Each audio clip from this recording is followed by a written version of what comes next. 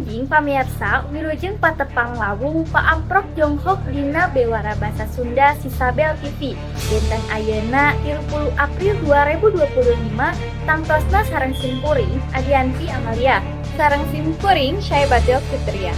Simkuring parantos nyiapkeun bewara-bewara akurat jeung aktual pikeun urang Sunda.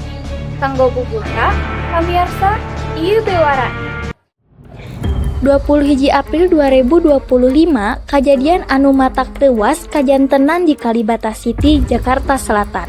Basa seorang warga negara asing WNA asal Nigeria ngamuk jeung ngancem rek nyiksa jeung maihan dua anakna nu umurna 2 jeung 3 tahun. Nurutkeun kronologi kejadian, WNA eta diduga boga masalah rumah tangga jeung pamajikanana anu nyebabkeun anjeunna mabok berat tuluy ngamuk.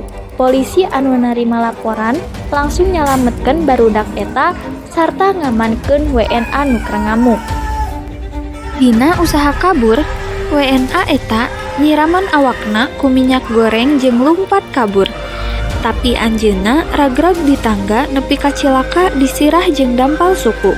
Polisi tuluy mawa anjeunna ka klinik pikeun diubaran. Tapi anjeunna ngacakeun deui ku nyokot gunting sarta nolak diamankeun. Tungtungna WNA eta dirujuk ka RS Polri Kramat Jati.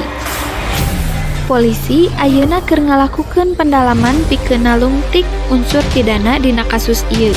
Sarta koordinasi jeung pihak imigrasi ngeunaan stasiun Idin Cicing WNA eta.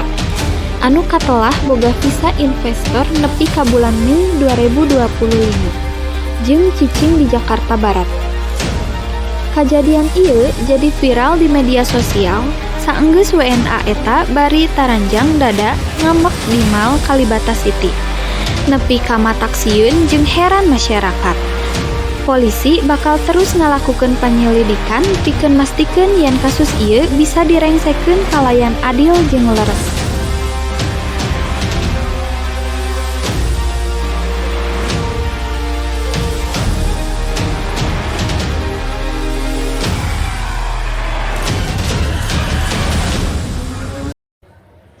Eta warta pikeun poe ieu cenah mah tong hariwang mun ayeuna can nyaho da warta ti Sisabel moal tinggal nyaho. Abdi Adianti sareng abdi Syaibatil ti sakola urang pikeun sakabe. Pamit heula dugi tepang deui di warta salajengna. Wilujeng istirahat, jaga kesehatan sareng tetep jadi budak sakola anu keren.